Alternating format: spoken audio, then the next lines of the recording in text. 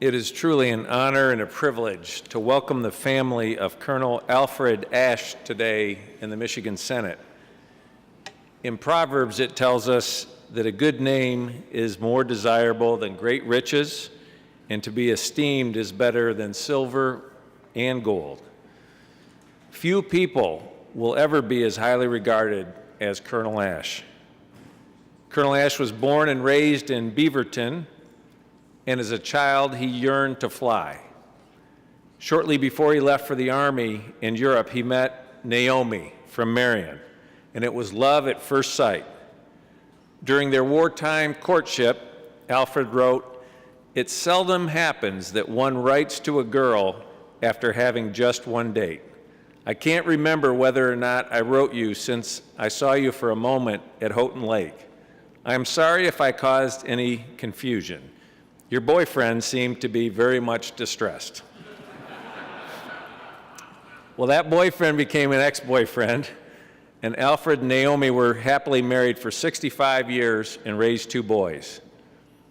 Colonel Asch answered the call of service and joined the Army in 1941. He was assigned to the 93rd Bomb Group. By the end of 1942, he was flying the B-24 bomber. He completed 28 missions over North Africa and 42 missions over Nazi Germany. In his letters to Naomi, his gripping storytelling skills rival his courage and heroism. He wrote to her in 1943, "Our flights are 10 to 12 hours long and are plenty tough. I believe I am credited with about 18 missions and got shot at every time, always from the ground, and most of the time by pursuit ships. I've picked up holes in my ship and had gasoline leaks. I also have seen 1 or 2 of our own ships go down, which always takes the heart out of a guy." With his first 2 planes taken out of service, Asch took to the skies in his third, named Wham Bam. Colonel Asch retired in 1968 with 13 medals, including the Legion of Merit, the Distinguished Flying Cross with the Oak Leaf Custers, and the Purple Heart. And after a career in the private sector, Asch dedicated his efforts to commemorating the airmen he served with. He wrote 3 books and raised funds to build a statue of the B-24 at the Air Force Academy. He also gave to Central Michigan, his alma mater, by establishing a scholarship fund for Gladwin County residents and an endowment for Central's library.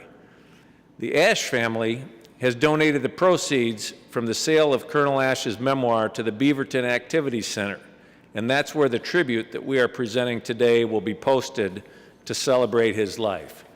And Colonel Asch's 2 sons, David and Peter, and his half-brother Daniel are here with us today, and more family and friends and veterans from around the state are seated in the East Gallery joining us today. And I would ask you, as Representative Johnson and I present this tribute on behalf of the state of Michigan and signed by the governor, that please join us in honoring Colonel Alfred Asch and his family today.